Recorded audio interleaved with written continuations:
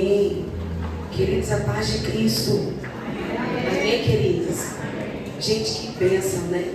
É uma honra ímpar estar aqui com vocês, retornar nessa casa, retornar nessa cidade, ministrar aqui pelo segundo dia. Quero agradecer muitíssimo ao pastor Cláudio, né? Que a gente fala com Claudemir. Que Deus abençoe sua casa, sua esposa, os filhos, os netinhos, né? Que Deus abençoe de maneira poderosa, por mais uma vez você ter o altar. Muito obrigada aos presidentes, a Núbia, ao Ranuel, aos demais que estão trabalhando aí junto, as regentes, que tanto empenharam. Nós ficamos chiques as blusas, né? Eu falei, não tem saia para isso, né, gente? E eu falei, trouxe uma saia na mala. Eu falei, é o que eu vou usar, os 2 dias. E a Núbia falou assim, não, pode ficar à vontade, a gente não tem nenhuma paleta. Eu falei, não, vou com a blusa hoje, para estar aqui com vocês. Muito obrigada pelo carinho. Deus abençoe aos músicos, né, que sempre nos recebem tão bem, nos almoços, a recepção. Gente, até picolé a gente toma. Chupa, né? Picolé. Núbia, vamos ali tomar um picolézinho, a gente vai, né, Núbia? Deus abençoe. Amém? É muito bom retornar, conhecer a dupla, que Deus abençoe. Deus abençoe de maneira poderosa, né? Tem que dar uns glória lá em Belo Horizonte. Não é? Eu já mandei um videozinho e falei assim, gente, BH, vocês conhecerem esse povo, né? Deus abençoe. Depois fazer um intercâmbio, né, pastor? Baixar um ônibus de Iguaçu em Belo Horizonte. Não é? Amém? Forte. Eita, isso mesmo. Então vamos lá. 1 Crônicas, capítulo 12. 1 Crônicas, capítulo 12. Enquanto você procura, 1 Crônicas, capítulo 12, nós vamos ler a partir do versículo 8. Como nós estamos fazendo um link aqui com o tema Restaurando o Altar, é algo imprescindível que nós precisamos derramar aqui nessa noite sobre essa juventude à igreja.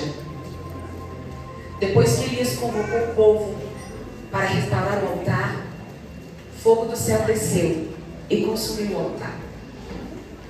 O altar reparado. Mas depois do altar, a batalha continua. Depois da restauração e do fogo, a batalha continua. Depois que o Senhor respondeu a oração de Elias, ele teve uma missão: descer ao val e matar os profetas de Baal. Simbolicamente aqui, o que eu quero dizer para a igreja: depois de uma restauração, tem uma batalha. Uma batalha de exterminar o mal, de tirar do meio o mal, aquilo que enraiza, simbolicamente, combater o pecado, combater aquilo que é uma ameaça ao culto ao Deus de Israel. E para essa batalha nós precisamos de coragem. 2 coisas que eu quero destacar enquanto você está de pé. Primeiro, depois de uma restauração do altar, você precisa de preparar para uma batalha, para uma guerra. Eu estava conversando com o Ranuel e eu falei, e aí, como é que foram os dias? Ele falou, foi batalha, foi guerra. E se eu te disser que a guerra agora vai intensificar? Depois de um altar restaurado, agora é uma guerra para exterminar, tirar aquilo que é ameaça. Segundo ponto, o que vai deixar com que você fique apto a continuar nessa batalha depois do altar. Eu vou pontuar isso ao longo da mensagem, mas eu preciso dizer isso aqui, que você está queimando em meu coração. Eu me lembro que eu trouxe uma mensagem aqui para o Efatá, e nós falamos sobre saúde mental no meio cristão. E trouxemos a história de Elias. Como Elias caiu numa depressão e vacilou no seu emocional, no seu psicológico. Elias estava espiritualmente bem. O altar foi restaurado, o fogo do céu desceu. Como Elias vacila depois de uma batalha tão linda e pede a morte? Se você for observar exatamente no capítulo 18 para 19 de 1 Reis, quando nós entramos no capítulo 19, depois de um altar restaurado e do fogo ser derramado, observe um detalhe. Quando Elias batalha e mata os profetas de Baal, ele peca em uma questão. O tempo todo ele está acompanhado de um servo.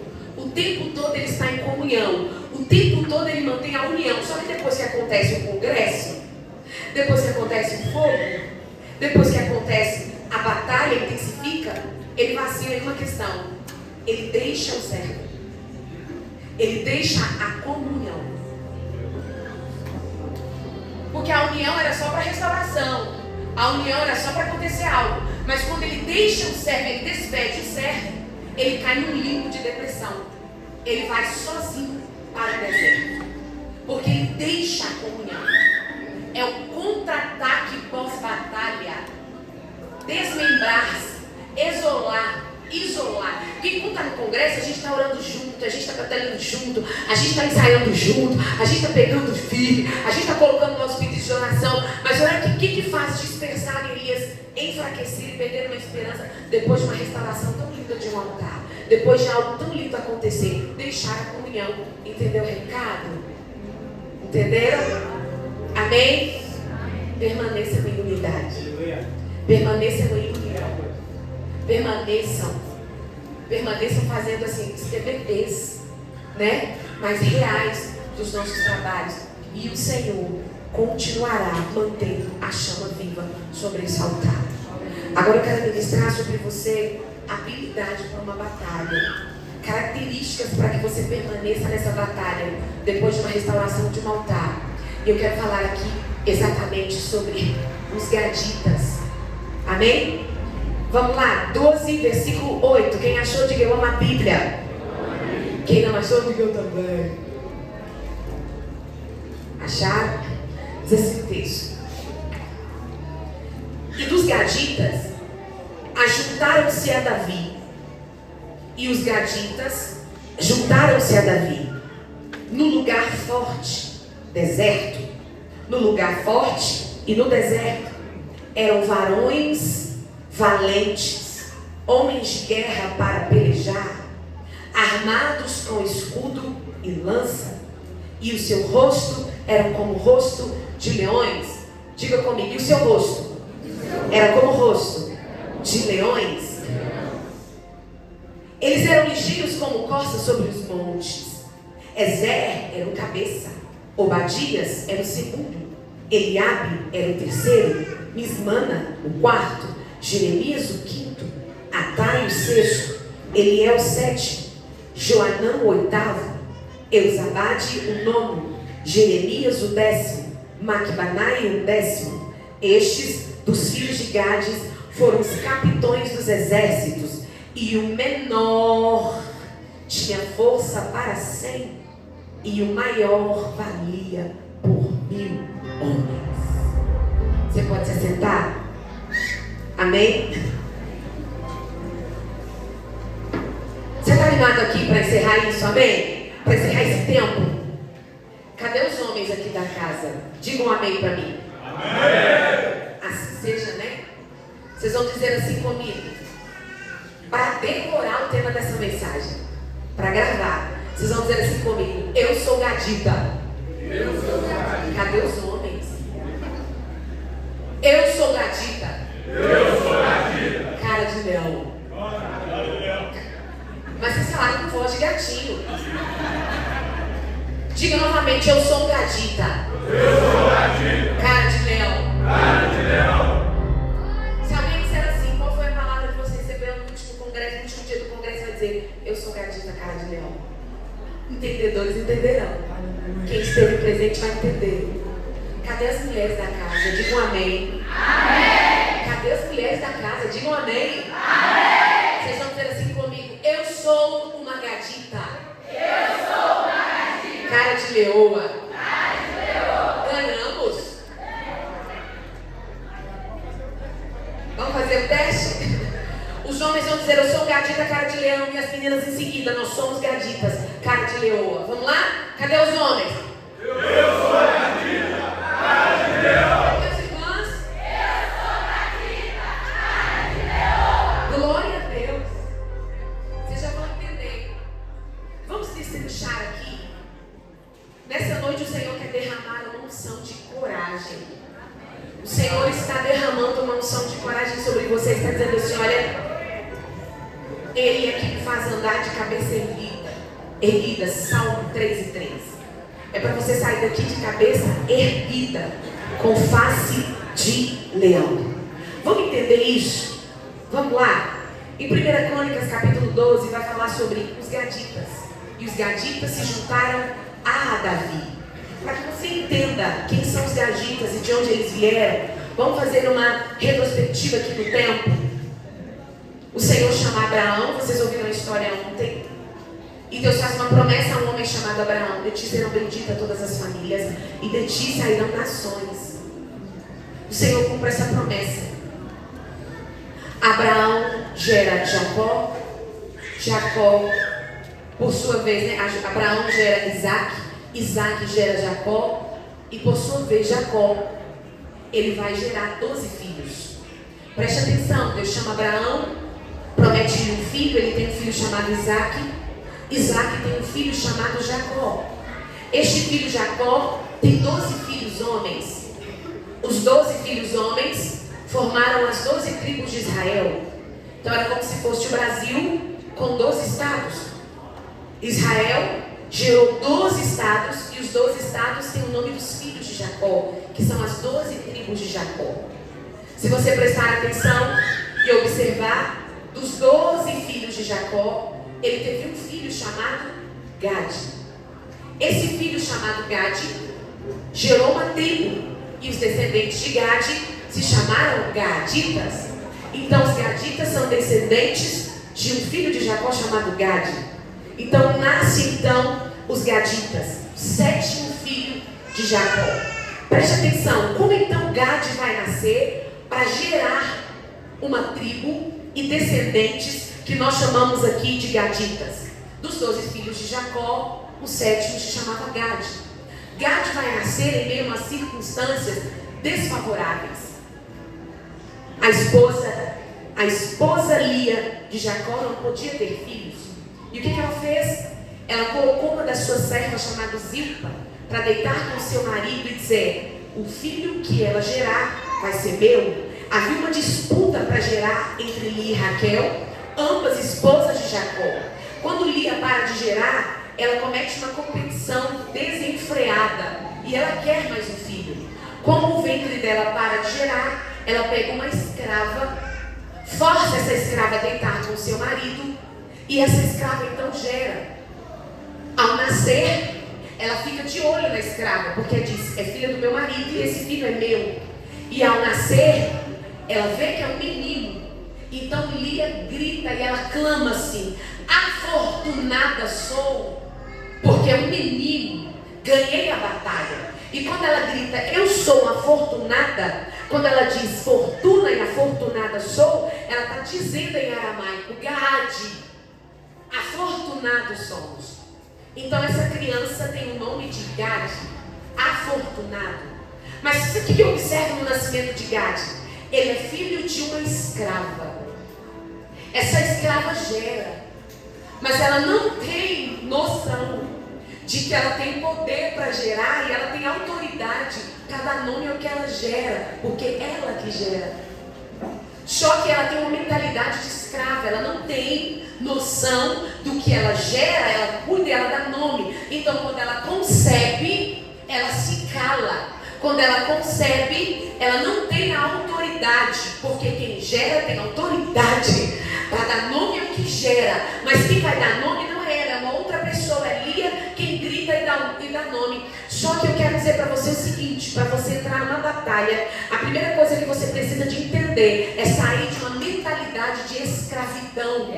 Você tem que ter uma autoridade. Como que eu ganho essa autoridade? Quando você entende que você é filha e filho. Romanos capítulo 8 e 18 vai dizer o seguinte: todos aqueles e aquelas que são filhos de Deus são guiados pelo Espírito. Vocês não recebem um espírito de escravidão que leve vocês a terem medo, mas o Espírito que habita em vocês, gerando identidade de filha e filho, faz com que vocês clamem ao Pai e digam: Abba, Pai. Nós temos um rei, nós temos um pai, nós temos um capitão, porque nós não somos guiados pelos nossos desejos. Então olhe para mim: a partir do momento que você abandona a escravidão dos vossos desejos, você se torna aptos para uma batalha. Quando você ainda é escravo do seu desejo, do seu nariz e do seu jeito, você perde batalha, você entra em campo de batalha para morrer. Então preciso que você tome uma tomar agora posse e receba o primeiro poder para uma batalha: a autoridade de filha e filho. E quando eu ganho isso? Quando você larga a escravidão dos vossos desejos. Eu quero fazer do meu nariz, eu quero fazer do meu jeito.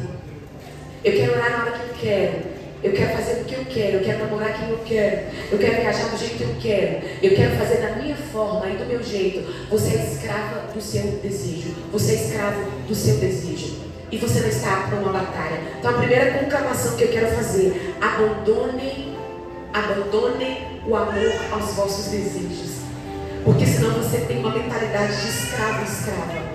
E você pode até ter dons, talentos, habilidades, você pode até gerar algo, mas você não vai ter autoridade para dar nome ao que você gerou. Mas eu quero declarar aqui para você nessa noite: a mentalidade de escravidão ficou lá atrás.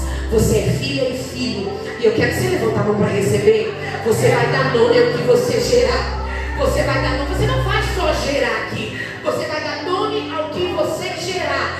Vão tentar destruir esse filho, vão tentar apagar esse talento, vão tentar diminuir esse dom, vão tentar te acusar, vão tentar te comparar, vão tentar te humilhar, vão tentar te diminuir. Mas olhe para mim, dê nome ao que você gerou.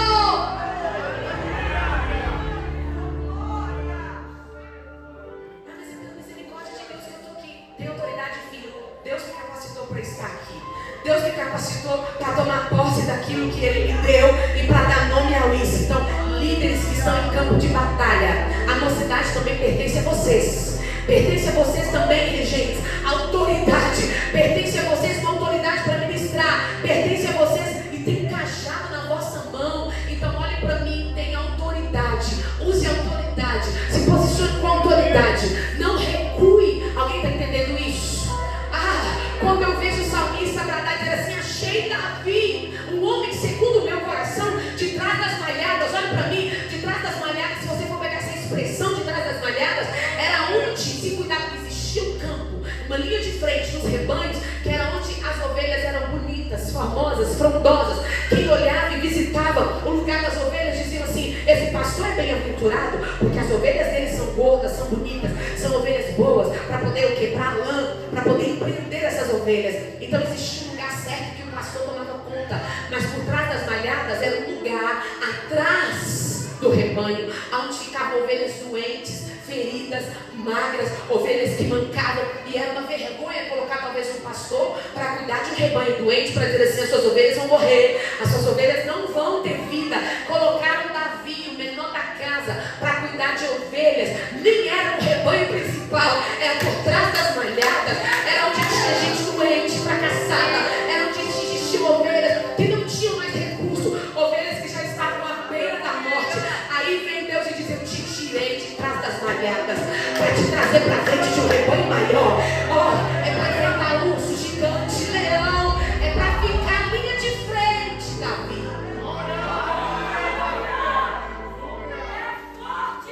Alguém está entendendo isso?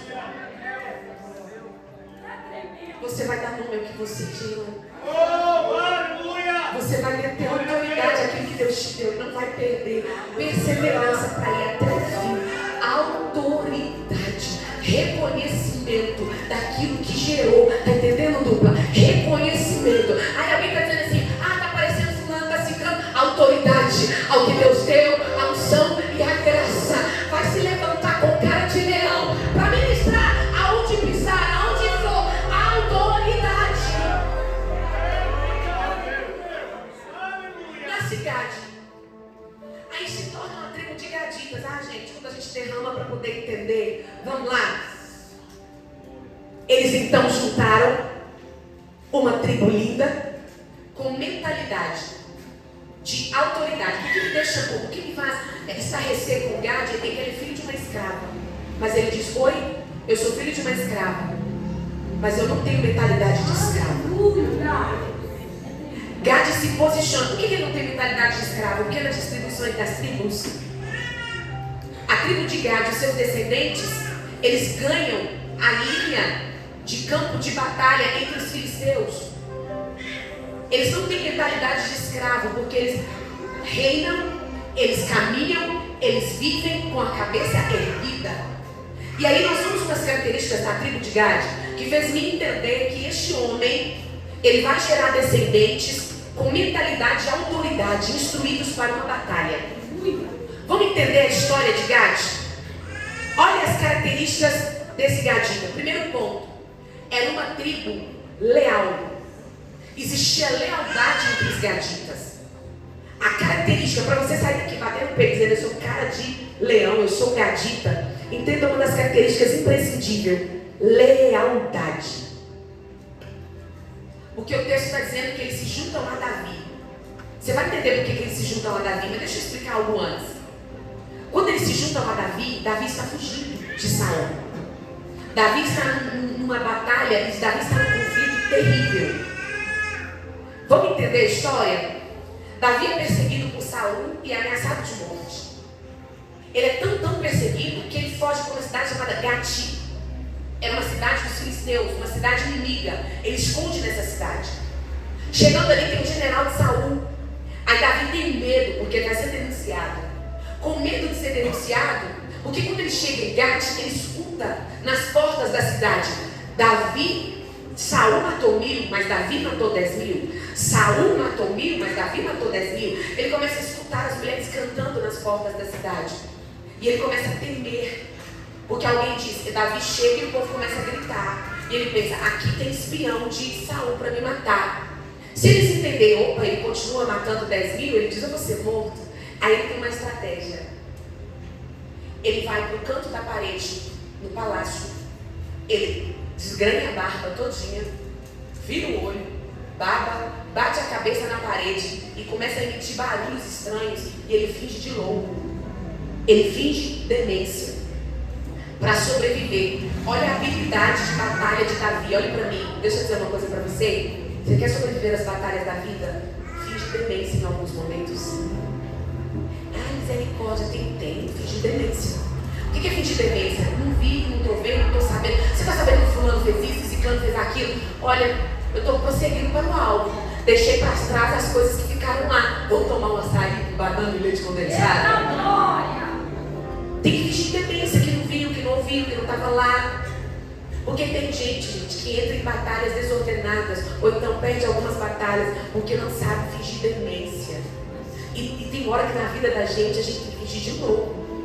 Sabe, fingir demente, alguém olhar e falar lá é boba. Ia lá, não tem nada, tá vendo? Tá fraquinho, é doido. Como que Davi, gente, escapou? Fingiu de louco, virou o olho, babou, bateu a cabeça na parede. Aí chegou o exército, os fofoqueiros, e falou, Davi tá aqui, porque o povo tá gritando. Quem tá aqui? Cadê Davi? Aí vem o exército, os fofoqueiros querendo entregar Davi. Aí viu um homem com roupa suja, babando, virando o olho, batendo a cabeça na parede. Aí o povo falou assim, esse aqui?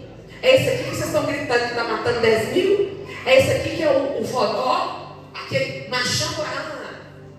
Vamos embora para trás, não tem ninguém para nós prender aqui não. Essa cidade aqui só tem louco, só tem doido. Aí Davi sai de trás da coluna com o olho virado e dizendo, eita. A maior estratégia que ele tem, levanta a mão, eu não vou perder a oportunidade. Levanta as duas mãozinhas, senta no céu, recebe a unção da demência a partir de hoje. Unção da demência. É para esquecer coisa mesmo, é para fingir que não ouviu, é para fingir que não viu, para prosseguir para o alvo. Para de ficar dando ouvidinho. Tem um teólogo que escreveu o seguinte, ó. Se você parar para ficar dando ouvido a cada cano que late no meio da estrada, você nunca vai chegar ao seu destino. Outra coisa, uma outra frase que me marcou essa semana, inclusive foi o meu pastor nem doido, né? Ele escreveu o seguinte, não só parar. Tem gente que para na estrada para ficar ouvindo os cães que estão latindo. Aí nunca chega lá. E tem gente que para poder querer dar um de bom e agradar todo mundo, dar comidinha para os cães. E esse cão depois te morde. É o que te devora. Você está dando força e alimento para cão poder te devorar depois. Aí olha para mim, finge demência. Finge que não está ouvindo ninguém latir no meio da estrada. Vai embora, não para não. Prossegue, você tem um alvo. Para de embaraçar com coisas pequenininhas. Porque não está legal, a uniforme não está legal, essa música está feia. Porque eu não fui, porque eu falo, para, pelo amor de Deus. Finge demência nessas horas, minha irmã. Finge demência, gatinha, finge demência. Amém? Tem gente que recebeu, né? Tem gente que vai começar a receber partido, não tem problema não, tá? Se alguém perguntar pra você, você tá sabendo de alguma coisa? Não tô sabendo. Mas é engraçado, você tava lá na reunião, rapaz, para, eu não tô só esqueci, tá lá atrás. Eu só sei de uma coisa, eu só sei que Deus foi bom. Eu só sei que Ele foi bom, Ele foi top demais. Eu só sei que nós cantamos e o fogo desceu. Amém? Cultura seu irmão fala assim, ó, recebe a unção da demência. Pega essa unção aí. Vamos voltar aqui para cima? Aí Davi finge demência. Quando ele finge demência, o povo esquece ele. O povo fala assim, não vão dar importância não. Porque você só vira alvo quando você confronta em algumas situações. E tem situação que não é para confrontar. Porque senão você vira alvo de perseguição. Tem hora que a gente tem que aprender a sair do foco. Davi saiu do foco fingindo demência. E quando ele sai do foco, ele consegue voltar. Para onde que ele vai? Ele passa pelo caminho que ele poderia ser morto. Ele esconde uma caverna chamada Adulão. Nessa caverna, olha o que é algo incrível que acontece. A família de Davi sabe que ele está escondido lá. Parentes de Davi, amigos, sabem que ele está escondido lá. E eles vão encontrar Davi na caverna de Adulão. Só que algo que me chama a atenção. Dentro de uma caverna nascem os valentes de Davi. Os gaditas se juntam aos valentes. Hoje em Deus está tanto nessa palavra que eu dobrei o joelho aqui quando eu cheguei. Aí a capa das irmãs estava ali. Na hora que eu abri a capa das irmãs para poder brincar, nossa, apareceu o primeiro hino, valente de Davi. A Deus confirmando a palavra. Quando ele vai para a caverna, dali nascem os valentes. Ô gente, como que os valentes nasceram? Não precisa abrir a Bíblia não, deixa que eu vou ler aqui para você. Como nasceram os valentes? 1 Samuel capítulo 22, versículo 1,2. Característica dos gaditas que se juntaram aos valentes. Como que nasceu? Davi fugiu da cidade de Gate e foi para uma caverna chamada Adulão. 1 Samuel capítulo 22. Quando seus irmãos e a sua família souberam que estavam lá, foram até lá encontrá-lo. Também juntaram-se a ele todos os que estavam, ênfase, com dificuldades. Segundo ponto, endividados. Terceiro ponto, descontentes. E Davi se torna líder deles. E desses se juntaram 400 homens. Como que se juntam os valentes de Davi? Improváveis. Homens com dificuldades. Os homens pobres, com dificuldades financeiras. Homens até mesmo com feridas e doentes. Homens descontentes e endividados, porque estavam sofrendo uma ameaça de um sistema de saúde. Homens que estavam marcados para morrer, se juntaram a Davi e dali a partir de 400 se tornaram os valentes de Davi. Olhem para mim, você está olhando aqui e está dizendo, Jane, como é que eu posso me tornar um gadito e um valente? Como assim? Você pode olhar para a sua história e você está dizendo assim, estou arrebentado. Eu não tenho nem emprego, eu não sei falar, eu vim de uma família improvável. Olhe para mim, Deus está juntando o valente de Davi. É para os improváveis que Ele está olhando. É esses que se juntam no momento de caverna e de isolamento. Deus está falando, junte-se para se formarem valentes de Davi. Essa união é de improváveis. É de gente descontente mesmo com aquilo que o inimigo tem feito. É de pessoas ansiosas, depressivas. É de gente com marcas, com poréns. É de gente sobrecarregada. Alguém está entendendo? É desses que Deus está dizendo, se levantem, se ajuntem ao altar, que eu estou levantando valentes. Nascem então os gaditas com a característica de lealdade. Por que lealdade? Porque eles se juntam a Davi. Mesmo endividados, descontentes, feridos, depressivos, sem dificuldades, sofrendo ameaças, perdas, sem casa, sem pão, sem recurso, eles ainda decidem ser leal. Alguém está entendendo? Eles decidem ser leal a alguém que é perseguido, alguém que é improvável. Então olhe para mim, a sua lealdade não é por conveniência. A sua lealdade, ela vem de coração, ela tem característica de dentro para fora. Então para de olhar quem é conveniente para fazer aliança. Para de olhar porque fulano é top, porque fulano tem influência, porque ciclano tem uma certa relevância. Então eu vou me juntar, olhe para mim. Deus está levantando um exército de improváveis, sem nomes, sem seguidores. Alguém está entendendo isso? Muitas vezes sem relevância. E Deus está dizendo, se junte a eles em lealdade. Não pelo aquilo que eles podem dar, mas pelo que eles são leais. Primeiro ponto aqui que eu observo nos gaditas, lealdade. Eles não olham. Davi está alinhado, Davi está perseguido, Davi não tem tem dinheiro. Davi está ameaçado de morte. Oi, peraí, nós também temos, então vamos nos juntar a eles. Davi agora não pode fazer algo por nós financeiramente falando, mas nós vamos nos juntar a Davi. Lealdade, sem olhar, sem acepção. Alguém está entendendo? Amém? Então diga comigo, primeiro ponto, lealdade. Outro ponto que eu observo dos gaditas aqui, eles habitavam em terras extremamente difíceis e delicadas. Quando foram lançados sorte, Josué conquista a terra prometida, distribui um pedacinho para cada tribo, né? Para os gaditas, ficou uma terra que ninguém queria, fronteira com os filisteus. Só tinha gigante, só tinha homem bruto, só tinha homem ogro, só tinham homens perigosos. A tribo de Davi fica com a fronteira dos filisteus. Ninguém queria esse lugar, ninguém queria ficar ali. Quando lançam sorte, alguém fala assim: sobrou para Gade. Aos gaditas, estamos indo, estamos dentro. O importante é conquistar a terra, mas faz fronteira com o inimigo. Vocês vão morrer ali. Vocês vão ter que ficar 24 horas em vigilância, não tem problema não. Nós vamos para a terra que Deus nos deu. Se a terra é fronteira com os inimigos, estamos lá. É Deus quem nos deu. Onde colocar a planta dos pés, Ele nos dará por herança. Olhe para mim. Eles não tinham medo de assumir lugares e locais. Eles não tinham medo da ameaça territorial e ambiental. Eles não tinham medo de assumir por causa da história do lugar, histórico, social e geográfico. Olhe para mim. Eles receberam algo imprescindível: altas habilidades para a batalha. Havia histórico de turnos de gaditas. Eles revezavam em 24 horas. Gente, era um lugar em que ninguém dormia 100%. Enquanto um turno dormia, o outro turno vigiava. Enquanto o outro turno ia para dormir, o que estava dormindo vigiava 24 horas. Enquanto eles habitavam em fronteiras com os filisteus. Isso criou uma habilidade de vigilância incomparável na tribo de Gade. Éramos a tribo que mais tinha alta habilidade para escuta no escuro, alta habilidade de visão no escuro, resistência noturna, porque eles habitavam em fronteiras inimigas. Era a tribo que enfrentava as maiores e piores batalhas de Israel, porque eles estavam em fronteiras com gigantes. Mas era a tribo mais habilitada de todos os tempos para a batalha. Olhe para mim.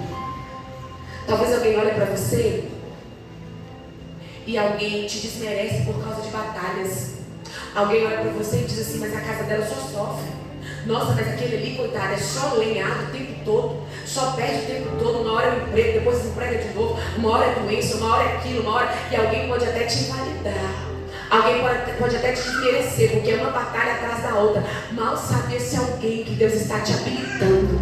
Mal saber se alguém que você tem características imprescindíveis. Olhe para mim, aquele que mais é lenhado, aquele que está sofrendo uma batalha atrás da outra. Para a linha de frente, Deus diz: é esse, é esse, é essa.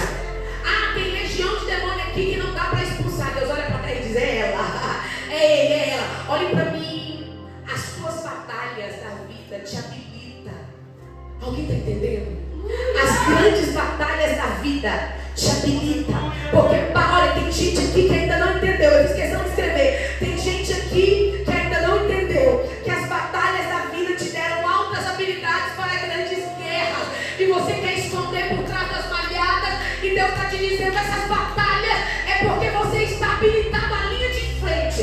Levanta a cabeça. Porque a tua luta com o leão, a tua luta com o urso, vai te capacitar em linha de frente com o gigante.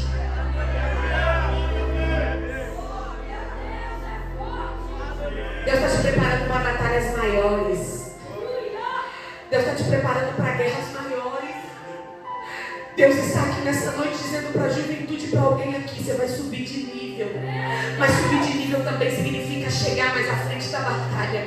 Subir de nível significa ficar em linha de frente de batalha. Olhe para mim, Deus deu tanta coragem para eles. Eu destaco um valente de Davi aqui no meio de todos os valentes. Um homem chamado Eleazar. Olhe para mim, este homem guerreou tanto. Este homem guerreou tanto em determinada batalha contra os filisteus, que a Bíblia diz que a espada ficou grudada em sua mão, porque ele lutava dia e noite e dia, a ponto dele precisar de ajuda para abrir as suas mãos, porque deu um crime cãibra com fechado na espada. Alguém está entendendo aqui? Ele manuseava tão bem a espada, que a espada ficou travada na sua mão, a ponto de Valência ter que escavar dedos na batalha para tentar arrancar a espada. Porque de tanta coragem, de tanta lealdade, olhe para mim, a batalha aqui, a espada está simbolizando o manuseio da palavra. Alguém vai ter que falar assim: por que ele come Bíblia o dia todo? Por que ela come Bíblia o dia todo? Alguém vai precisar, para comer. Alguém vai ter que tirar a Bíblia da tua mão e falar: come um pouco, bebe um pouco. Porque Deus está te dando habilidade para a espada aqui, habilidade imprescindível aqui. Um só guerreou tanto a ponto da espada travar nas suas mãos. Levanta a mão que eu quero profetizar. A espada travada na tua mão, habilidade para usar a espada, habilidade para guerrear de noite, de dia, com a espada na mão o tempo todo. Recebeu isso? Outro que eu destaco aqui, um homem de coragem chamado José, matou 800 homens sozinho. Sabe o que aconteceu nesse contexto? Todo o povo se junta para guerrear. Só que o exército inimigo começa a vencer a batalha, sai correndo. José, com a espada na mão, dos valentes Davi diz: eu não vou correr não, eu não corro não. O exército todo se dispersou, ele levanta a espada e ele diz: eu vou, sozinho, mas eu vou. Ele sozinho mata 800 soldados, sozinho. Depois o exército vem para quê? Só para pegar os despojos, só para pegar aquilo que ficou. Então eu estou declarando aqui para você, com a palavra profética, que você vai ter altas habilidades na batalha. O que eles entendem aqui? Que os gaditas de toda a tribo eram os únicos que sabiam manusear a espada com a esquerda e direita. As outras tribos em batalha tinham fortemente o hábito de manusear com a direita, mas a tribo que ela manuseava tão bem a destra quanto a esquerda, a tribo de Gade, habilidades com espada imprescindível. A Bíblia diz que eles portavam escudo, lança, espada. E eram homens que, quando a mão direita quebrava, a esquerda trabalhava tão bem quanto a direita. Quando doía a mão direita, a esquerda trabalhava tão bem quanto a direita. Porque eles eram aptos e habilidosos por causa das fronteiras, por causa das inúmeras batalhas. Você está entendendo por que Deus está te trazendo aqui neste culto, te trouxe aqui neste culto e está permitindo algumas batalhas na sua vida? Alguém entendeu isso? Habilidades. Eles habitavam em terras e tinham altas habilidades. A tribo mais preparada de todo o Israel. Amém? Altas habilidades na batalha. Se prepare. Deus está levantando uma geração com coragem. E para isso vai ter guerra. Para isso vai ter batalha. No serviço, na faculdade, na escola, no relacionamento. Onde você passar, sempre vai ter uma guerrinha para você enfrentar. É Deus te dando altas habilidades. Agora é com a esquerda, agora é com a direita. Agora chuta, agora defende. Algo imprescindível também que é importante: eles sabiam manusear escudo. E o texto destaca que eles tinham habilidades para manusear o escudo. Por que manusear o escudo? Escudo é o momento em que você se defende. É o que eu disse aqui sobre a missão da demência. Tem momento que a gente está em linha de frente, mas tem momento que o céu diz assim: esconde. Tem momento que a gente usa a palavra para confrontar, mas tem momento que o céu diz assim: olha, esconde e se cala. Deixa eu compartilhar algo aqui com vocês. Quando eu entrei na universidade, eu entrei eu peguei uma fase difícil de um psicólogo cristão dentro de uma faculdade. Foi bem uma fase em que o Marco Feliciano estava em linha de frente com os direitos humanos e levantou-se uma batalha travada contra os cristãos em relação até os movimentos LGBT e outras questões. E eu me lembro que quando eu me declarei cristã, quando perguntaram qual era a minha fé, eu me declarei cristã, começou uma percepção, até subjetiva, subliminar. Mas olha para mim, jovens que estão aqui. Quando eu entrei na faculdade, eu entendi que ali não era um seminário. Ali não era um campo de debate teológico. Ali eu estava para aprender sobre algo da ciência. A Bíblia diz que os jovens de Jerusalém sabiam entrar e sair em qualquer lugar. Nós temos que saber entrar e sair. Nós temos que saber a hora de calar e falar. Quando a Bíblia diz pregue a tempo e a fora de tempo, não significa que você vai sair igual doido por aí, não. Coloca uma caixa de som. 2 horas da tarde, na hora que tiver alguém cochilando aí no domingo para você ver. Você mais cria revolta do que você pega uma aliança para que você possa pregar o Evangelho. Então nós temos que saber ter a hora de calar e a hora de esconder. E nesse momento, eu não me declarei, não debatia. Tinha muitas coisas que confrontavam a minha fé. Tinha, mas olha para mim. Eu não estava na faculdade para fazer debate teológico. Eu estava ali para escutar, para aprender. Aquilo que eu podia absorver, eu absorvia. Aquilo que não era, eu lançava fora. E silêncio o tempo todo. O tempo todo em silêncio. O tempo todo sofrendo ataque relacionado à fé. O tempo todo ouvindo deboches relacionados à nossa fé e aos nossos cultos. Até que chega um momento que alguém pergunta: qual é a tua? Para qual lado você está? Que você é uma cristã, você como uma cristã vai usar a sua fé depois. E eu me declarei cristã, porque o que a Bíblia diz? Sejam prudentes, mas estejam prontos para responder a qualquer um que perguntar a razão da vossa fé. Se perguntar a razão da vossa fé, aí minha amiga, meu amigo, levanta a mão. Perguntaram a razão da minha fé. Eu declarei. Uma sala lotada, depois de quase 2 anos e meio dentro de uma faculdade, me perguntaram a razão da minha fé. E eu declarei, levantei as minhas mãos. A partir do momento que eu me declarei, começa uma perseguição ferrenha. O que vai acontecer ali? Eu me lembro que o professor se posiciona. A igreja está me ouvindo, amém? Eu me lembro que o professor se posiciona para um trabalho específico. Já que aqui nós temos pessoas religiosas, diziam ele, nós precisamos fazer um trabalho sobre as religiões. Nós vamos fazer um trabalho sobre filosofia, a cultura, sobre a sociologia. E eu preciso de um trabalho específico aqui. E ele, como autoridade, como líder, ele fez 3 religiões para que nós pudéssemos entender e estudar. E ele chega um belo dia na sala e ele pega o nome dos grupos e ele pegou o meu nome, sacudiu. E ele falou assim: cadê a Jean Kelly? Eu levantei a mão, eu estava sentadinha lá no fundo da sala. E ele falou para mim o seguinte: você vai fazer um trabalho específico. E isso vai depender, isso já está contando ponto para o seu TCC. E ele falou para mim: você é responsável nesse trabalho pela pesquisa das religiões. E você vai ficar com a religião da Umbanda e do Candomblé. Você vai ter que visitar 3 cultos durante as madrugadas. 3 rituais. E você vai ter que me descrever fenômenos espirituais, o benefício de receber as entidades e qual que é a bondade e a força e o poder que essas entidades têm sobre a mente e a vida do ser humano. E nós queremos aqui uma aula da Umbanda e do Candomblé. Entenderam? E eu fui, tudo bem, peguei. Era o momento de calar. Era o momento de esconder. Fui para a oração, fui para o jejum e fui para o silêncio. Vocês sabem que existe um poder no silêncio? Vocês já entenderam isso?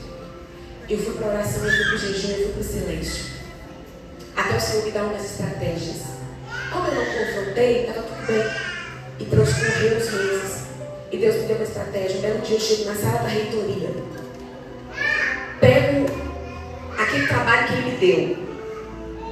Sento diante dele. E falo que era uma palavra com o reitor e com o diretor. Ele me recebeu. E eu falei o seguinte: olha, os professores X me deram uma incumbência para a nossa turma. Fazer um trabalho das religiões. Segundo os nossos professores e segundo a grade dessa faculdade, dessa universidade, essas 3 religiões são as mais relevantes do nosso país. E a gente precisa fazer um estudo psicológico e religioso. Só que eu quero dizer que vocês estão equivocados. Eu trouxe mais 5 pesquisas, inclusive de países que não são, do Brasil, países vizinhos aos nossos, países importantes da questão da educação. E nessas pesquisas destacam que o Brasil existem 2 religiões predominantes: o catolicismo e o cristão protestante, que são os evangélicos. Como eu faço um trabalho me dizendo que existem 3 religiões relevantes no Brasil, sendo que dados científicos, inclusive fora do nosso país, demonstram que os evangélicos são a maioria da nossa nação? E aí eles olharam as fontes e disseram: você está certo? E aí eu falei: eu reivindico um grupo na nossa turma que vai estudar sobre os cristãos evangélicos do nosso país. E a visita do MEC era logo no próximo mês. E eles iam fazer perguntas importantes sobre a grade. Eu falei, para poder ser verdadeira e sincera com a visita do MEC na nossa faculdade, eu preciso que vocês abram uma turma. E nós vamos falar sobre a fé evangélica cristã. E aí eu convoquei nesse momento, tá, gente? Todos os cristãos e os católicos na sala, caladinhos. Ninguém debateu, ninguém falou, ninguém te chamou, vamos nos unir. E eles disseram, você tem autorização para fazer o grupo. Já que você tem base científica para isso, chega na sala, faltando um mês para o trabalho, convoca uma reunião e pergunta assim, quem aqui é crente? Cadê os crentes? Cadê os valentes? Sai da caverna de Adão agora. Por quê? Porque nós temos autorização para falar sobre a nossa fé diante de toda uma bancada, como que nós somos a religião, o povo que mais cresce no nosso país. Nós somos em maioria e nós temos direito de falar sobre a nossa fé. E aí, só chega um recado lá, uma semana antes, da reitoria para os nossos líderes, né, dos nossos professores. Nós vamos ter um trabalho específico. Nós solicitamos um trabalho sobre os cristãos no Brasil. E Jane Kelly será líder. Os professores não puderam contestar. Chega eu no dia de apresentar o trabalho, pastor. Levei uma Bíblia daquelas grandonas. Sabe aquelas que DJ de estudo? Encapadinha. Duas, tá? Duas novinhas. Pra quê? Uma para cada professor. De presente. Assumi a liderança do grupo junto com 11 pessoas. 11 que estavam lá caladinhos. Eu falei, se junte, cadê os valentes? Vamos embora. O que nós fizemos? Nós começamos, fomos nas favelas, nós fomos nos morros, nós começamos a filmar jovens evangelizando. Nós filmamos jovens recebendo Cristo como Salvador. Nós filmamos jovens deixando as drogas. Nós filmamos jovens vomitando câncer. Nós filmamos jovens sendo curados. E nós filmamos um momento de conversão. Eu filmei os congressos, nós pegamos os congressos top. Tinha 300 jovens com uma camisa. Chamava Umader, né? 300 jovens com camisa. E eu comecei a filmar os nossos rituais de culto. Falei, nós vamos filmar nossos rituais. Nós vamos mostrar como é que a gente faz. E os jovens cantando, recebendo batismo com o Espírito Santo. E nós pegamos um estudo sobre soterologia, doutrina da salvação. E pegamos um estudo sobre o batismo com o Espírito Santo. Aí depois nós fomos no culto de ceia, nós fomos no culto de batismo. E nós filmamos os jovens sendo batizados. Nós colocamos lá um artigo inteiro falando o que nós temos que batizar, qual que é o símbolo do batismo. E filmamos jovens, aqueles que estavam lá na favela, usando droga, nós filmando eles depois, batendo as águas, com a blusa do congresso, levantando a mão e falando em línguas. E eu ainda coloquei assim, entre parênteses, glossolalia. Por que eu coloquei que era uma glossolalia ou falar em línguas? Porque, eu vou contar para vocês depois, como que os valentes têm que usar escudo. E nós filmamos o ato da Santa Ceia, que simboliza o corpo de Cristo. Filmamos nós cantando, mais que a e jovens chorando. Fizemos um documentário completo. Fomos para a sala, sentamos a turma toda e eles tiveram que assistir os nossos jovens evangelizando, resgatando pessoas, batizados no Espírito Santo, falando em línguas, e o povo levantando a mão, e a nossa ceia. E quando nós desligamos o retroprojetor, nós vimos pessoas chorando. O tempo todo nós usamos a palavra de Deus como base. E um dos nossos professores com lágrimas nos olhos, aquele que mais confrontou, e eu disse, e nós trouxemos o instrumento e objeto da nossa fé, Bíblia Sagrada. E nós queremos presentear os nossos dois professores líderes para tomar conhecimento do poder que tem essa fé cristã. King James, Bíblia de estudo na mão dos dois. Qual foi o resultado? Finalzinho, eles me chamam no final, sofri perseguição, tomaram as minhas provas, eu tive que pagar umas 2 ou 3 matérias, o professor rasgou a prova, isso tudo porque só me perguntou a razão da minha fé. Uma vez só que perguntou, não estou ali para confrontar. Tem alguém que está entendendo? E eu calada, escondida no escudo, enquanto eu vi provas sendo rasgadas. Quando eu cheguei na conclusão do curso, apresentar o meu TCC, foi uma batalha travada, houve briga nas bancadas.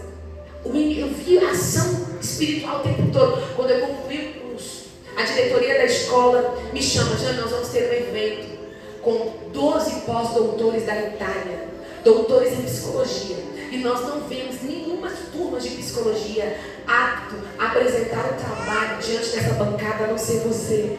Você está convidado a apresentar o trabalho para 12 doutores da Itália. E aí, Jane Kelly e Rosa Lima atacando de novo. O que Jane Kelly fez? Falei, pode ser do meu jeito, tá? Você vai fazer a introdução, Jane. Do jeito que você quiser, com embasamento científico. Faça a introdução e apresenta para eles a aula da nossa história. Lá vai Jane Kelly. Eu falei, vocês são doidos, né? Eu falei, são doidos. Eu falei, meu marido, eles são doidos. Você não sabe o que eles estão fazendo. É igual meu pastor, Jane assume a mocidade esse ano. A mocidade precisa. Eu falei, pastor, o senhor tem certeza? Que não são doidos. Assumi uma bancada de 12 pós-doutores. O que eu coloquei no telão, Ranuel? Eu quero iniciar aqui a minha apresentação e a minha palestra com um sábio, o mais sábio que existe na Terra, porque a sabedoria dele não vinha de livros, não vinha de ciência, não vinha de laboratórios, era uma sabedoria única e excelente.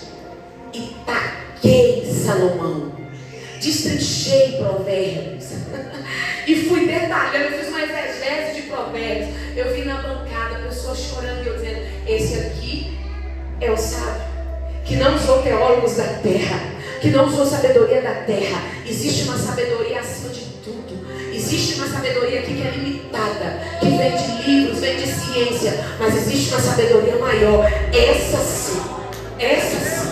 E eu comecei, lembra do teu Criador nos dias da tua mocidade, e fui destrinchando a sabedoria. E Deus falou, você está entendendo que onde você puder, você pode implantar a tua fé, mas tem momentos de se esconder em batalhas. O que eu estou ensinando aqui para você? Se cale no momento necessário. Há momento de falar e há momento de calar. E o texto diz que os gaditas sabiam usar com habilidade e destreza o escudo. O escudo. Dá uma cutucada aí e diga, olha, você teve a unção da demência. Agora recebe a unção para esconder. A unção para calar. E na hora que for para usar a espada, faça igual a Janiqueira. Alguém tem que tirar a espada da mão. Eu falei assim pro meu marido, eu falei, se eles não cortar o meu tempo, eu vou pregar aqui 2 horas nesse congresso. Alguém vai ter que abrir minha mão e tirar a espada. Manuseia tão bem a palavra, a ponto dela ficar impregnada na tua mão. Amém? Amém, queridos? Vamos destrinchar mais um pouquinho? Terceiro ponto que eu entendo nos gaditas. Se posicionaram e entenderam o momento de mudança. Aí, pastor Claudemir, eles estavam do lado de Saul, no texto que nós lemos.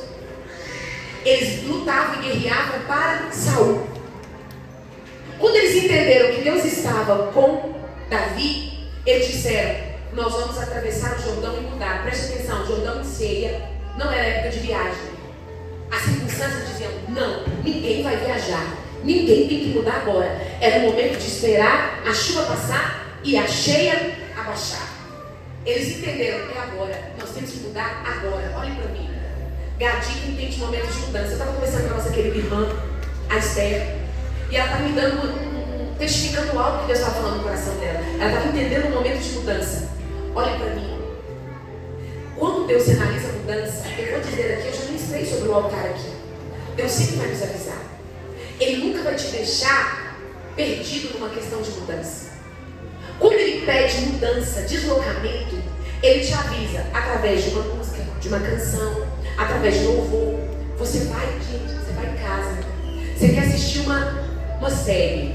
Antes de você ligar a televisão, aparece lá a cara do R.R. Soares com um versículo. E é o mesmo versículo que você ouviu no congresso. E você diz, opa, tem alguma coisa.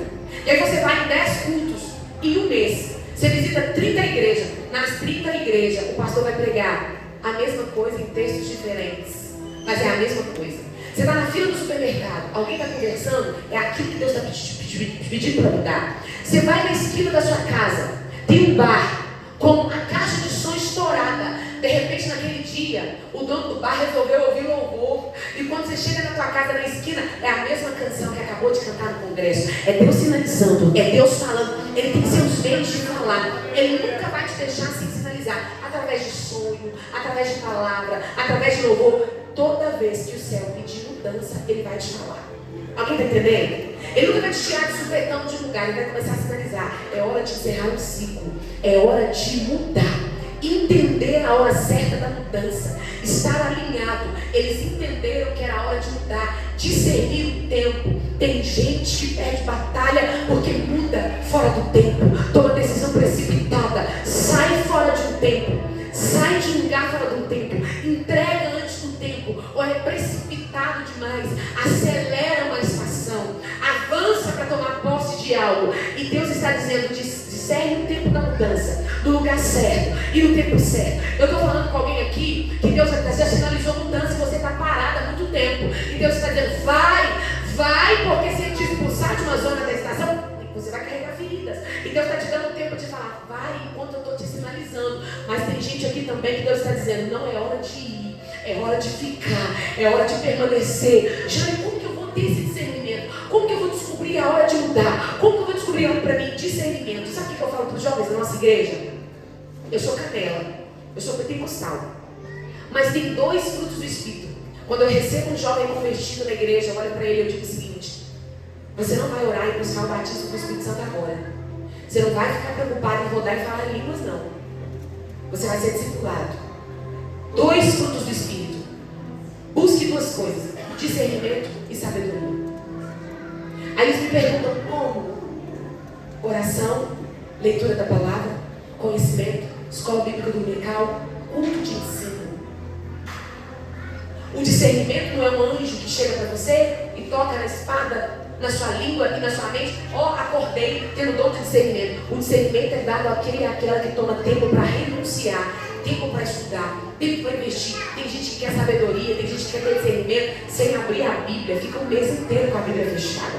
A Bíblia só abre no culto e no congresso, só abre no dia de domingo. Que discernimento é esse que você vai ter para enfrentar as batalhas da vida? Que discernimento é esse que você vai ter para saber mudar, avançar, ficar? Olhe para mim, Deus está dizendo para alguém: busque discernimento, leia a palavra, busque ensino, frequente a escola dominical, faça estudos aprofundados do texto da Bíblia e busque discernimento e sabedoria em oração. É o que vai te discernir, ficar ou sair. Conhecimento, alguém está entendendo? Eles tinham habilidades para fazer leitura e entender o tempo certo de mudar. Eu estou falando com alguém que Deus está dizendo: se posicione para a mudança. Mas eu estou dizendo também a alguém que Deus está dizendo assim: desfaça as malas e é para ficar. É para ir para uma batalha. E tem alguém que vai ficar em uma batalha. Por que eles entenderam isso? Eles reconheceram uma liderança, identificaram uma liderança em Davi, identificaram: Deus é com Davi. Eles sabiam identificar uma liderança alinhada ao céu. Eles tinham discernimento para entender que Deus estava com Davi, não estava com Saul. As artimanhas, o dinheiro, o artefato, o instrumento de batalha de Saul não foi suficiente para convencê-lo. Davi não tinha instrumentos de batalha, mas eles entenderam, identificaram a liderança de Saul. Nós vamos para debaixo da liderança de Davi, não de Saul, porque Deus é com Davi. Identificação. Pega na mão de quem está do teu lado. Pega na mão de quem está do seu lado e diga: vamos nos posicionar com a liderança que carrega a presença de Deus. Vamos nos identificar com a liderança que anda segundo o coração de Deus. Deixa eu destacar outro ponto aqui dos gaditas. Entenderam qual era a vontade de Deus. Não é ficar, é mudar. É mudar, é deixar a família, é deixar a casa que você construiu, é deixar a parentela e mudar. Entender qual é a vontade de Deus. Olhe para mim. A mudança dificulta muitas vezes a gente aceitar a vontade de Deus. Sabe por quê? Porque quando a gente muda, a gente fica preso em 3 coisas. A mudança traz perda, a mudança traz desapego. E 3 coisas podem te prender de mudar: pessoas, ambientes e o que você construiu. Eu não posso ir porque eu vou deixar a mãe, eu vou deixar o pai. Eu não posso ir porque, nossa, e aí? Eu não posso sair porque a minha amiga não vai. Eu não vou fazer o uniforme porque a minha amiga não fez. E aí a gente começa a ficar preso a pessoas. E a gente tem medo porque a gente entende assim: é uma aliança. E olha pra mim, tem alianças que se encerram. Tem um momento que eu vou chegar perto de alguém e vou falar assim: daqui pra cá, eu tenho que caminhar. Nós caminhamos lá atrás o tempo todo, mas daqui pra cá, eu tenho que ir. Se você não entender o tempo de encerrar algumas alianças, você fica presa numa estação anterior. Você não entende o tempo de mudança e você cega para a vontade de Deus. Alguém está entendendo isso aqui? Deus está dizendo o seguinte para alguém: pessoas não podem te prender para uma mudança significativa. Alianças que você fez em uma estação não podem te prender para fazer mudanças significativas. Existem batalhas que vão exigir mudanças. Existem batalhas que vão exigir encerrar ciclos com alguém. Existem batalhas que vão exigir que a gente, deixa eu ir, que você está ficando. Deus vai te usar no teu chamado, mas deixa eu ir. Eu preciso ir. Eu preciso te avançar. Agora tem gente que pensa assim: mas eu construí isso aqui. Eu comprei um carro aqui. Eu construí a casa aqui. Aí tem gente que está lá no fundo da sogra. Tem gente que está lá: meu Deus, eu vou ir para morar num quartinho, né? Num quartinho, uma república de estudantes. Olhe para mim. Pessoas não podem te prender de fazer mudanças significativas, e muito menos o que você construiu nos lugares. Porque tudo que a gente tem vem de Deus. Ele é o provedor. Eu estou dizendo para alguém que Deus já pediu para levantar aí. Gatita, levanta a tua cabeça. Ele vai prover lá também. Ele vai prover para onde você foi. Ele vai prover para onde você vai. Ele vai prover para você o que for necessário. Ele dará o dobro. A glória da segunda casa será maior do que a primeira. Alguém recebe isso?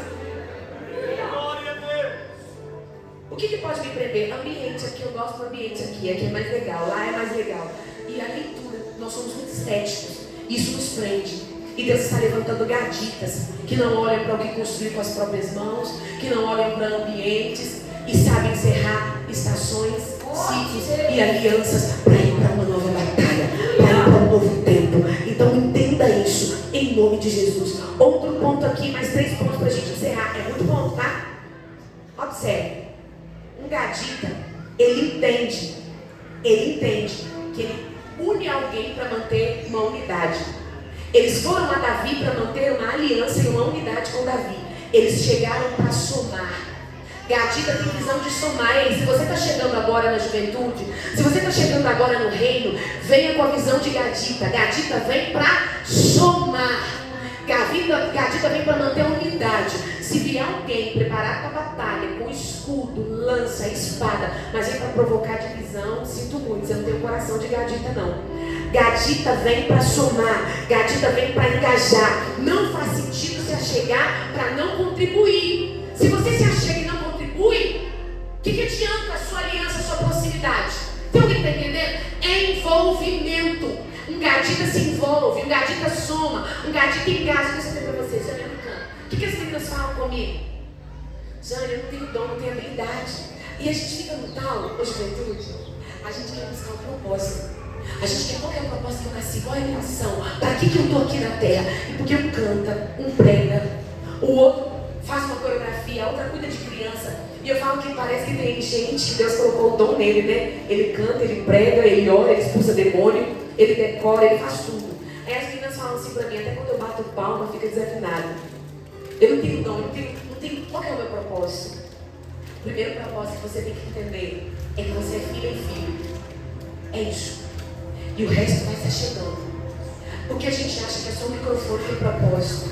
A gente acha que é só cantar e pregar que é o propósito. A gente acha que é subir uma tribuna, falar bem, pregar, cantar, liderar, que é assumir um propósito. Olhe para mim. Assumir um propósito, uma missão, é envolvimento também. Você está vendo ali no banheiro? Muitas vezes você vai ver cheio de copinhos descartáveis no chão. É envolvimento. E como você se envolver? Você não canta, você não prega, mas você pode chegar ali, catar os copinhos descartáveis e guardar, e juntar, pegar os papéis higiênicos, guardar. Ah, mas a faxineira tem envolvimento com o reino. Faça alguma coisa. Já não sei cantar, não sei pregar. Eu sei fazer um caldo de mandioca para missão. Eu posso temperar um caldinho de mandioca. Eu sei cozinhar. Sirva ao Senhor com o seu dom de cozinhar. Choveu, a porta está alagada. Não precisa de esperar um diácono que não está ali no momento, na hora. Passa a mão no rodo, você sabe onde fica? Passa a mão no rodo e tira a água que está ali na porta. Envolvimento. Visita alguém. Jane, eu não tenho dom para decorar. Faz o seguinte, chega no congresso e fala assim, olha, eu sei de decorar. Eu não sei decorar, mas eu estou aqui. Eu posso ficar 15 minutos depois do culto e eu vou ajudar a tirar tirar as cadeiras, eu vou ajudar a tirar as ornamentações, eu posso vir para ajudar a carregar algo, eu posso dirigir para você. Eu não tenho carro, mas eu estou apto para dirigir, eu estou aqui, disposição, envolvimento, venha para somar. Gente, mas aqui, eu não, meu filho, você tem o seu carro, tem 3 vaguinhas lá, tem que levar os meninos que é lá do outro lado, fala, olha, eu tenho um carro disponível, de repente dá para levar alguém. Tem alguém que está entendendo aqui que você pode se envolver de alguma maneira? Chega perto dos meninos e fala assim, olha, eu não sei tocar, mas eu sei limpar o cabo. Pega um lenço umedecido, limpa os cabos, limpa o teclado, limpa esse vidro aqui, gente, coisa mais linda, mais bonita. Fala assim, olha, a irmã vai vir faxinar. Venha falar, eu estou de folga. Deixa eu servir de alguma maneira, deixa eu me envolver de alguma maneira. Aí o pastor Claudemir comprou um lote. Vamos construir mais uma congregação. Você está desempregado. Enquanto Deus não abre a porta de emprego, pega uma enxadinha emprestada e fala assim, eu estou indo lá ajudar a capinar o lote. Eu estou indo lá ajudar a virar massa. Tem como se envolver de alguma maneira. Alguém está entendendo isso? Ah, mas eu não sei cantar. Não é só cantar, não é só pregar, não. Se envolva, vai acabar o culto. Eu vi aqui o pai da Nubia catando os copinhos ontem, né? Pensa, juventude. Junta, ajuda a catar os copinhos. Vai, olha para alguma coisa. Aqui vocês estão dando janta. Para quem está convidado, aqui eu posso ficar para lavar os pratos depois. Eu posso juntar o lixo. Cadê o glória, gente? Cadê o glória? Vocês estão lembrados de Pedro? Pedro dizendo assim, ó, eu estou contigo, Deus, eu estou contigo, viu, Jesus? Jesus, eu estou dentro, ah, Jesus, chama Pedro um dia, vem cá, Pedrinho, olha para mim, olha para o Cristo, Pedro, olha para os meus olhos. Aí Jesus encara Pedro e diz, tu me amas? Aí Pedro todo cheio, ô majestade, ô Yeshua, é claro que eu te amo. Jesus encara Pedro de novo, Pedro, tu me amas? Mestre, tu sabes que eu te amo. Terceira vez, Pedrão, se não, Pedro, tu me amas? A Pedro indignado, mestre, Yeshua, Mashiach, claro que eu te amo. A Jesus no ombro de Pedro, então apacenta as minhas ovelhas. Sabe o que Jesus quer ensinar a Pedro? Se tu me amas, se envolva, cuida do que é meu, faça alguma coisa no reino, faça algo por mim. Se envolva. Gente, sacode essa irmã do banco, sacode esse irmão e diga, se envolva, venha para somar. Somar. Agora deixa eu concluir por causa do nosso tempo. Por que eles eram chamados homens com rosto de leão? Face de leão. Isso são descrição do cronista. Porque as crianças, olhem para mim, eles eram tão hábeis na batalha.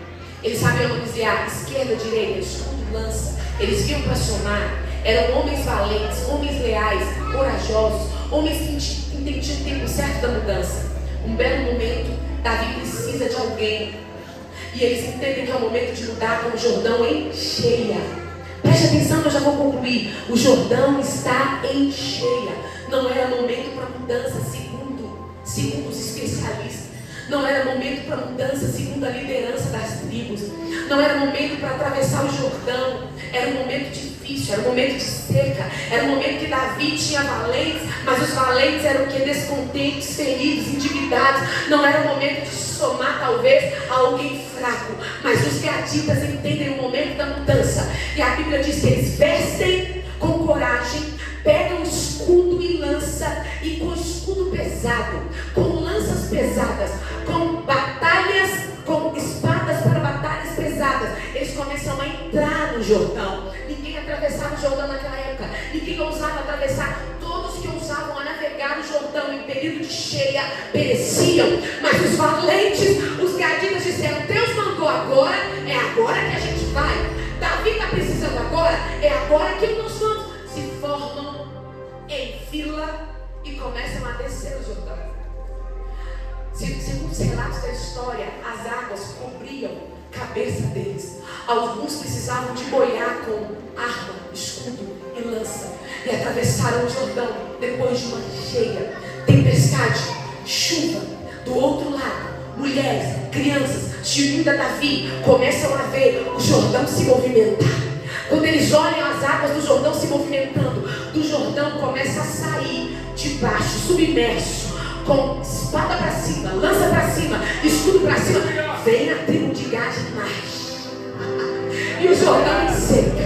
E eles começam a sair de um Jordão cheio.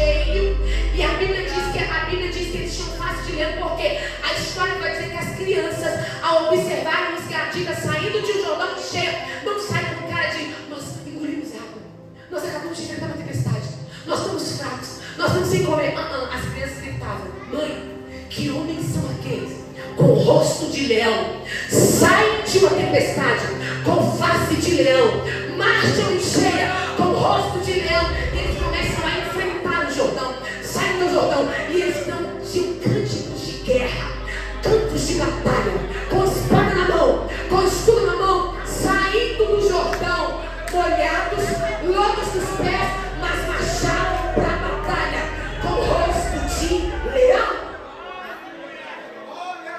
Olhe para mim. Cadê a juventude aqui? Diga amém comigo. Diga amém. Muitos vão entrar na universidade o ano que vem. Muitos vão entrar em serviços o ano que vem. Alguns vão mudar. Olhe para mim. Onde vocês forem, chega com o rosto de leão. Você vem de grandes batalhas, não é para baixar a cabeça com carinho de que eu passei uma batalha, eu estou triste, eu estou derrotado, eu não estou dando conta. Deus está dizendo para alguém: levanta o rosto. Levanta o rosto, que hoje o Senhor resplandece sobre ti. E Deus levanta uma juventude com face de leão, saindo de tempestades, saindo de enchentes, saindo de um lugar, de uma época, de uma estação improvável, com o rosto de leão, altas habilidades para a batalha. Pega na mão desse jovem e levanta ele, tira ele do banco. Tira ele do banco e coloca ele de pé.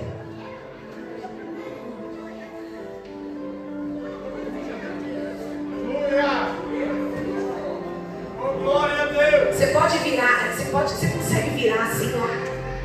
Vira de frente para essa turma que está aqui, só para a igreja ver o rosto de vocês. Vire assim, ó, de lateral. A igreja de Guaciuí hoje vai enxergar uma juventude gadita, com face de leão.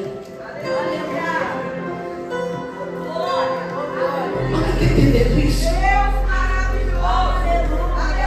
Eu vos escolhi, jovens, porque sois fortes e já venceis chamado. Pegarão serpentes, se beberem algo mortífero, não fará dano algum. E expulsarão demônios. Olhe para mim agora, juventude, que o Espírito Santo está me dizendo aqui. Haverá um tempo de batalha espiritual. Haverá um tempo de libertação. Deus está entregando na mão de alguns jovens autoridade para expulsar demônios.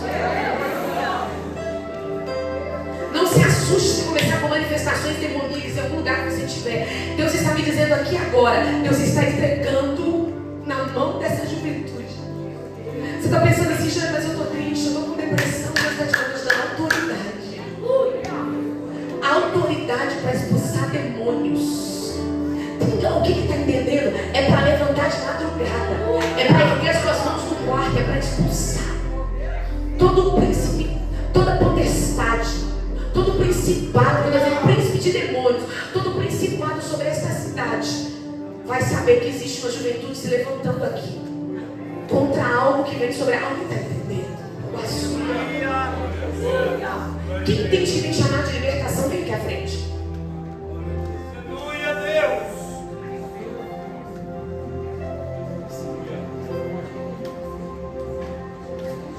Cadê o próximo gadita? Quem entende que vem chamar de libertação aqui?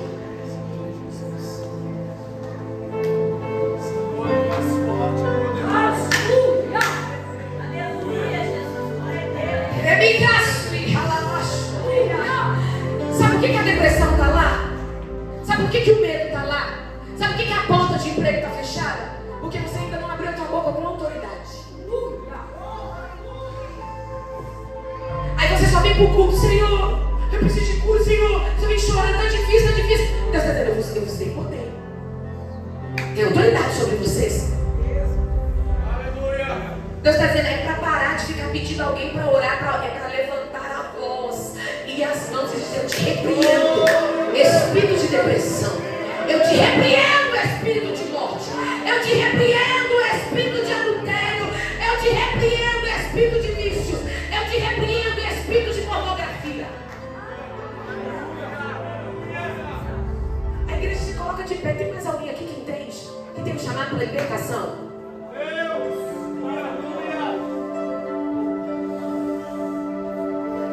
pergunta agora. Alguém aqui entende em casa que está enfrentando uma batalha que é de nível espiritual? Sai do seu lugar.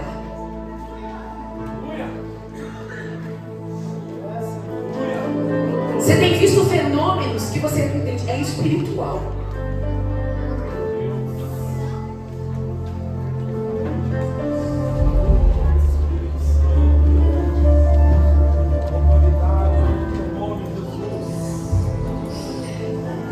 Toda vez que eu venho aqui com assumir, Deus libera algo, né?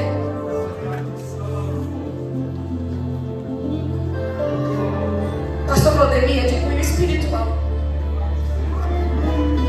É de trabalho em matas. É de trabalhos em montanhas. É de nomes de pessoas que estão enterradas em cemitérios.